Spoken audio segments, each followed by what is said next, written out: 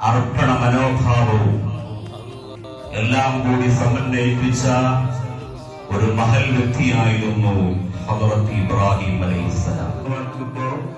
ലാ ഇലാഹ ഇല്ലല്ലാഹ് വല്ലാഹു അക്ബർ അല്ലാഹു അക്ബർ വലില്ലാഹിൽ ഹംദ്.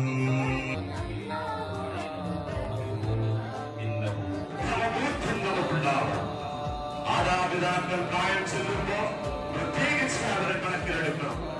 മാതാപിതാക്കളുടെ പൊരുത്തത്തിലാണ് അല്ലാഹുവിന്റെ പൊരുത്തമെന്നും അവരുടെ കോപത്തിലാണ് അല്ലാഹുവിന്റെ കോപമെന്നുമുള്ള ആഹ്വാനം ഉൾക്കൊള്ളാൻ നമ്മൾ തയ്യാറാവണം. മാതാപിതാക്കൾക്ക് മക്കളോട് വലിയ കടപ്പാടുകളുണ്ട്.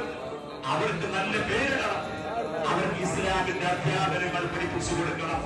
ജീവിതം മാതൃകയാക്കാൻ മാതാപിതാക്കൾ മുന്നോട്ട് വരണം.